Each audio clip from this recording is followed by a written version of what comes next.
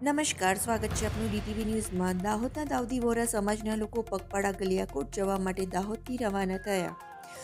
દાઉદી વોરા સમાજના લોકો દર વર્ષે સૈયદના ફકરુદ્દીન સૈયદ સાહેબની ગલિયાકોટ ખાતે આવેલી બાપજી મોલાની દરગાહ ઉપર પગપાળા જઈને પોતાના સમાજ તેમજ દેશના ઉજ્જવળ ભવિષ્ય માટેની આસ્થા સાથે મોટી સંખ્યામાં જતા હોય છે। દેશના અનેક શહેરોમાંથી દાઉદી વોરા સમાજના લોકો ફતેપુરા ખાતે એકત્ર થાય છે અને ફતેપુરાથી ગલિયાકોટ 45 કિલોમીટરનું અંતર પગપાળા જઈને મજલિસમાં બેસે છે અને નમાજ અદા કરી ઝિયારત કરતા હોય છે। આજે દાહોદથી પણ લગભગ 1500 જેટલા દાઉદી વોરા સમાજના ભાઈઓ અને બહેનો ગલિયાકોટ જવા માટે દાહોદથી રવાના થયા હતા।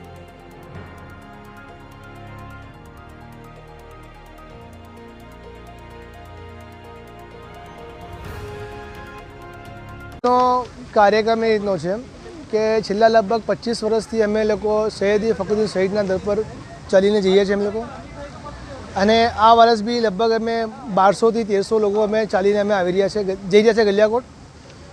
નિયત એ જ હોય છે કે આપણા દાહોદ શહેર અને હિન્દુસ્તાનની તરક્કી વિકાસ થાય અને સૈયદના અલી કદમ મુફદ્દલ સૈફુદ્દીન આકાની તુલુલ ઉમ્ર નિયતથી જઈએ છીએ અમે લોકો।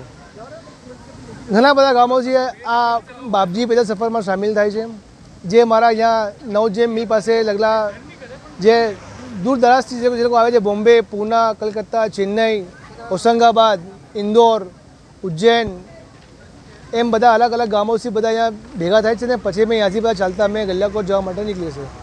તકરીબન ફતેપુરાથી ગલિયાકોટ જવાના 45 કિલોમીટરનો રન છે। રસ્તામાં 7 અમે પોઈન્ટ રાખ્યા છે, દરેક પોઈન્ટ પર 4 નાસ્તોની વ્યવસ્થા રાખેલી હોય છે, મેડિકલની વ્યવસ્થા હોય છે, સાથે 3 ફિઝિયોથેરાપી ડૉક્ટર છે, 2 ફિઝિશિયન ડૉક્ટર સાથે છે અમારા સાથે।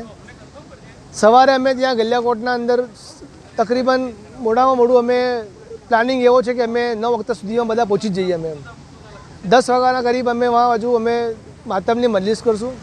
માતમની મજલિસ પછી પાછા અમે બપોરનું વાસી ઝારત કરી જમી કરી અને પાછા અમે દુપહેરે પાછા અમે દાહોદ તરફ પાછા પડી જઈશું અમે।